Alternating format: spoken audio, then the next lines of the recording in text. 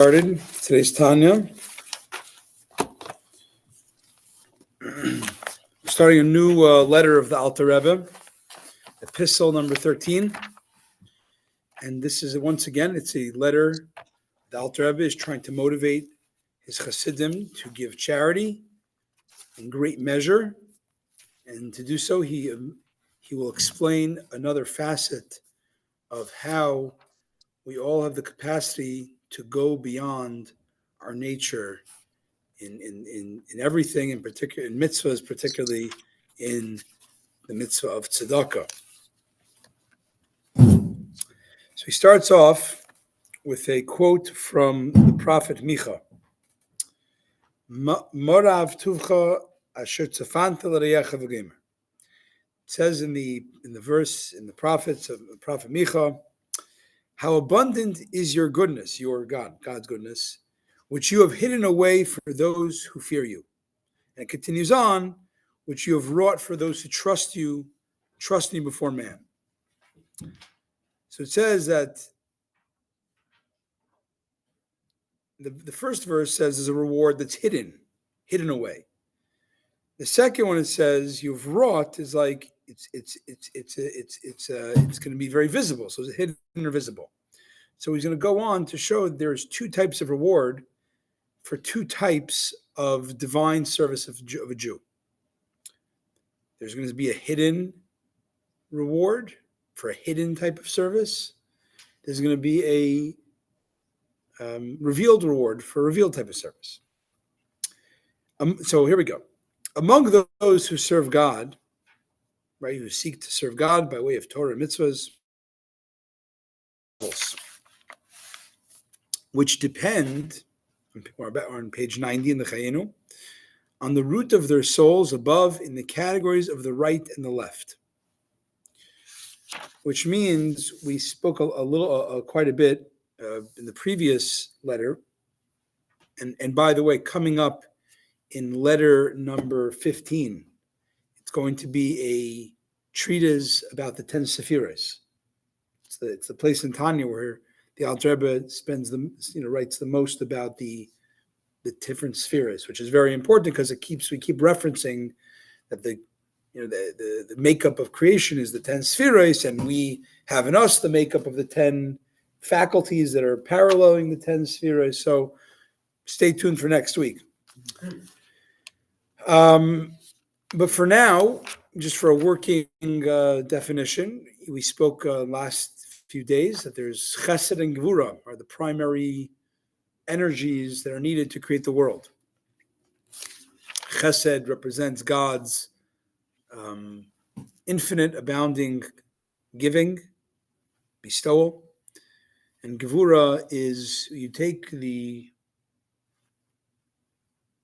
unlimited giving and you put it into parameters. You put it into limitations to give it, right? If you put on a fire hose, you can't drink from it. You got to go through, smaller pipes and smaller till it gets to your faucet.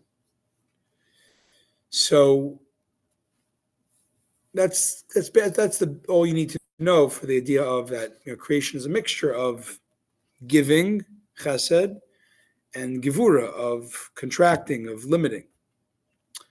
Now, it says that apparently there are 7 types of Jewish souls. I mean, there's many more than 7, but that their primary root would be in one of the 7 emotive spheres. Some people, their primary root is in the category of the chesed, or the right. Right, by the way, the right hand typically is the stronger hand. It says v'yamine techabkeni, Hashem's right hand hugs us. So I mean, the right is the bestowal hand. Wow. And smailei doiche, it says the left hand is the punishing hand, but it's much, which is gevura. It's more, it's more of that justice, limits, boundaries. That's the left hand. So you have people that are more they're more attuned because their source of their soul is a more visible chesed source, and some that are more limited or boundaries or into defining. That would be because the main root of their soul is in the category of Gevura, which is the left. He says the left is characterized by contraction and concealment of one's divine service. As it's written, and it's very interesting, he's going to quote verses that typically are used to be tremendously how do you call it? Lauditudes, like praises about a person. It says, you should walk discreetly with Hashem your God, like modesty. We actually said yesterday that by Shanim, one of the three traits that says every Jew has the three traits of kindness, mercy, and bashfulness. Modesty. Modesty is gevurit. You're holding yourself back. You're not trying to like lay yourself. You don't got it flaunted. You're very discreet, which is typically a good thing. And you have people that are very, they're very discreet. They're very precise, right? Boundaries, limits, definitions in their service. Another verse we find, in secret places weeps my soul. And also another verse, a quote of the sages, whoever engages in the study of Torah in secret gets great reward. And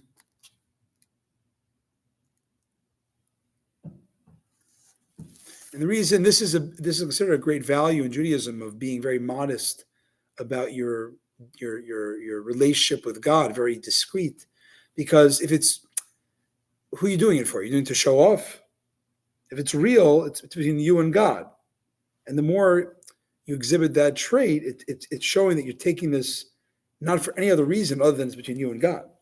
So this is typically a very lofty trait to exhibit, modesty, discretion. However, there is a kind of a natural adjacent aspect of being very precise and discreet.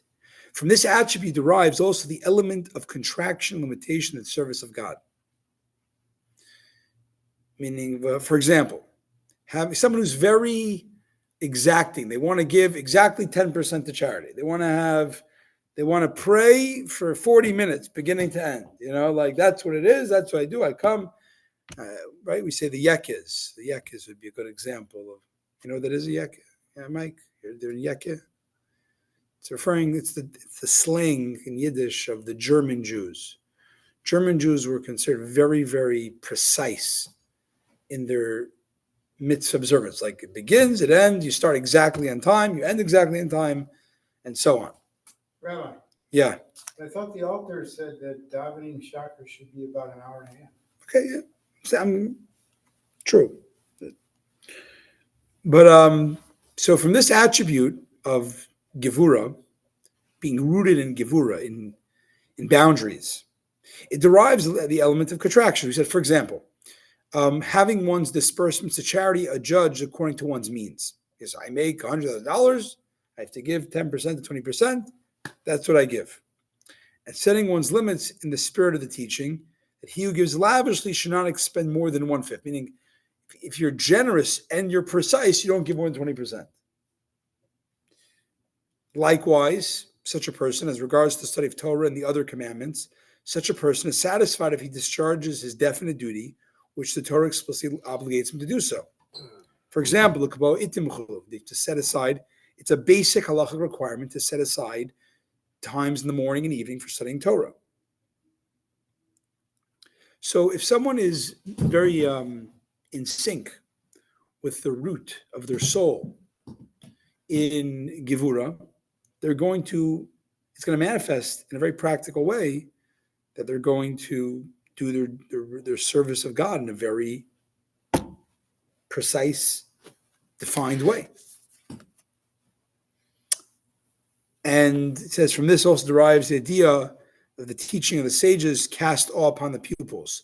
This person, because again, they're exhibiting their whole orientation with God is through the prism of exactness and boundaries. An offshoot of that is a relation of God of awe. You fear, awe, right? It's like awe is respect, essentially. It's like, wow, this is important. This is an important person. I'm going to have a lot of boundaries with this person.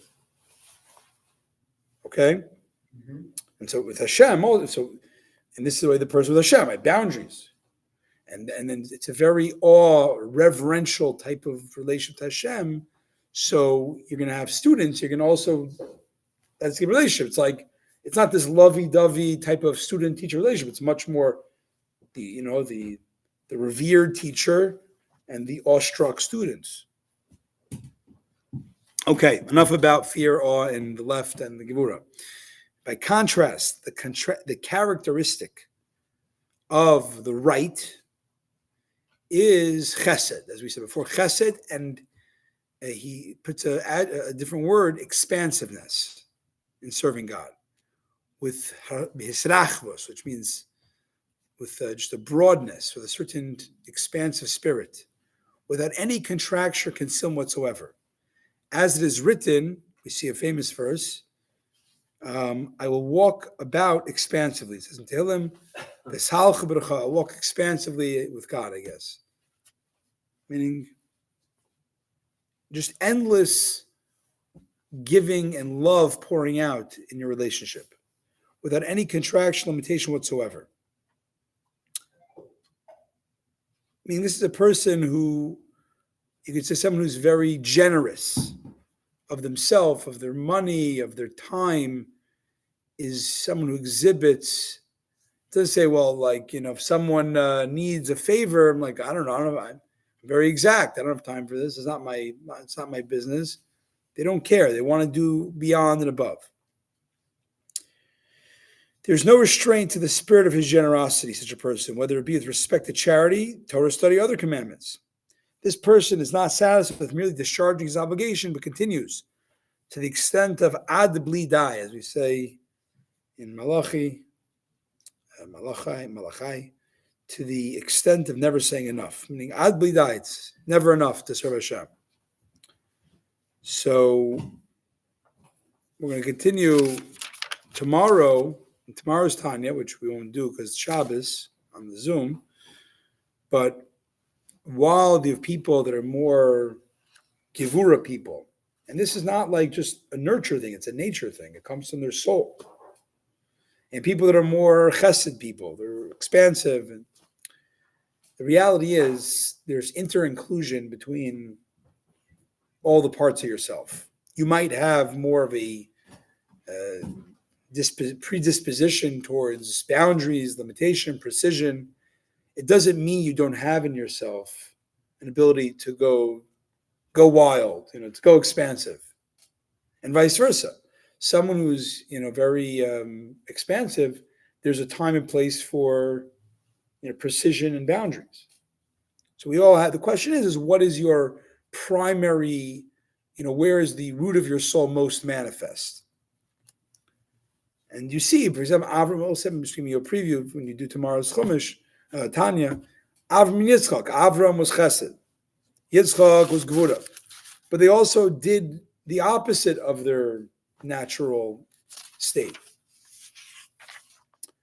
And we'll get on Sunday, the Alter Rebbe is getting towards, everybody has to find the expansiveness in themselves, where they can go beyond the letter of the law, where they can give charity beyond what makes, precise sense. And that ends today's Tanya.